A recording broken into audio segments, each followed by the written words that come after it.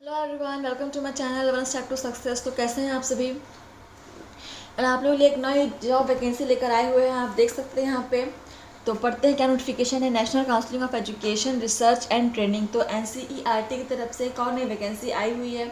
ठीक है, देखिए क्या यहाँ पे नोट दिया हुआ है। Please go through the instructions given the website. तो यहाँ पे देखिए NCERT की वेबसाइट पे दिया हुआ है। ठीक है, carefully before filling the application form. तो क्या बोला गया है कि एप्लीकेशन फॉर्म भरने के पहले आप इस वेबसाइट पर जाकर के अच्छे से इंस्ट्रक्शंस को पढ़ ले, चेक कर ले। ठीक है, देखिए क्या पोस्ट यहाँ पे आए हुए हैं, देखते हैं।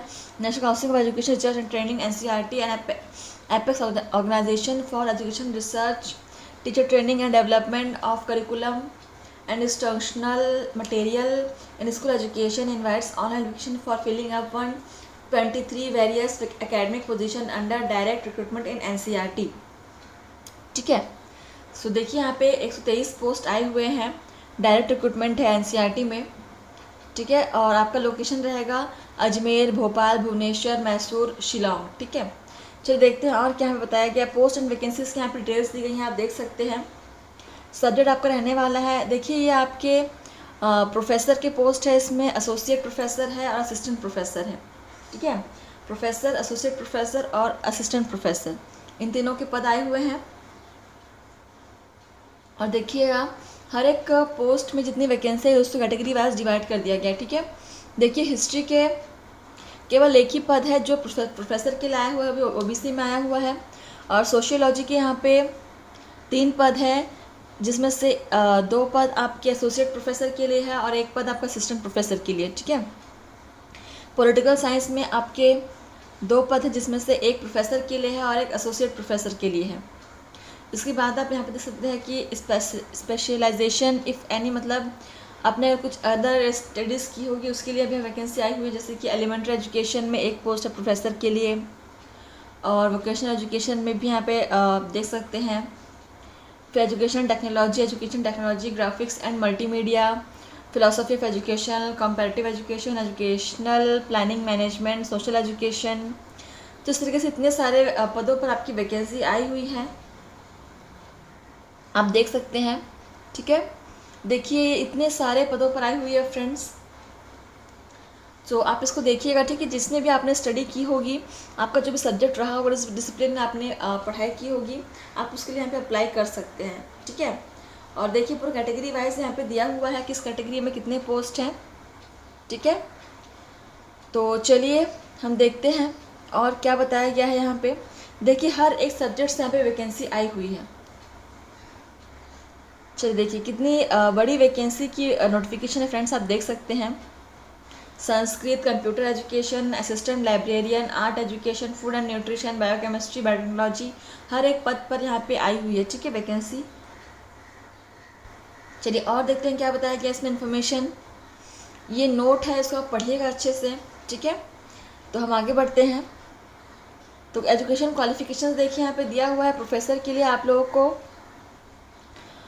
PhD की डिग्री आपके पास होनी चाहिए। ठीक है, PhD की डिग्री आपके पास होनी ही चाहिए अगर आप प्रोफेसर के लिए अप्लाई करना चाहते हैं। ठीक है, और अगर प्रोफेसर की डिग्री नहीं है तो आपके पास ये दूसरा B ऑप्शन आपके पास होना चाहिए। आपने PhD की डिग्री आपके पास होनी चाहिए किसमें, एकेडमिक में। ठीक है, चलिए अगला देखते हैं और क्या इसमें ज़रूरी मांगा गया है। एसोसिएट प्रोफेसर के लिए आपके पास PhD डिग्री होना चाहिए आपका अलाइड रेलिवेंट सब डिसिप्लिन में, जो भी यहाँ पे दिया हुआ है ऊपर सब्जेक्ट्स दिए हुए हैं। और मास्टर डिग्री एटलीस्ट 55% के साथ आप एग्रीगेट परसेंटेज होना चाहिए। ठीक है, और एक्सपीरियंस तो होना ही चाहिए आपको टीचिंग का। और असिस्टेंट प्रोफेसर के लिए आपके पास देखिए मास्टर डिग्री होना चाहिए 55% के साथ एग्रीगेट। और इसके अलावा आपका CSIR नेट या सेट आपका क्वालिफाई होना चाहिए, सेट या नेट। ठीक है, चलिए देखते हैं और क्या बताया गया है। देखते हैं आगे, पढ़ते हैं इसको अच्छे से। ठीक है, तो असिस्टेंट लाइब्रेरियन का भी यहाँ पे दिया हुआ है। देखिए फ्रेंड्स हर एक पद का यहाँ पे क्वालिफिकेशन दिया हुआ है। ठीक है, और पे स्केल देखिए यहाँ पे प्रोफेसर के लिए 1,44,000 आपका पेमेंट रहने वाला है। एसोसिएट प्रोफेसर के लिए आपका 1,31,000 रहने वाला है। और असिस्टेंट प्रोफेसर के लिए और लाइब्रेरियन के लिए आपका रहने वाला 57,000। बहुत ही अच्छी वैकेंसी है, ठीक है। चलिए आगे बढ़ते हैं, देखते हैं और क्या इसमें मांगा गया है।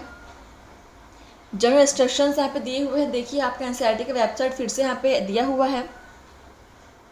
ऑनलाइन एप्लीकेशंस आपको यहीं से भरने हैं, ठीक है, इसी वेबसाइट पर भरने हैं आपको।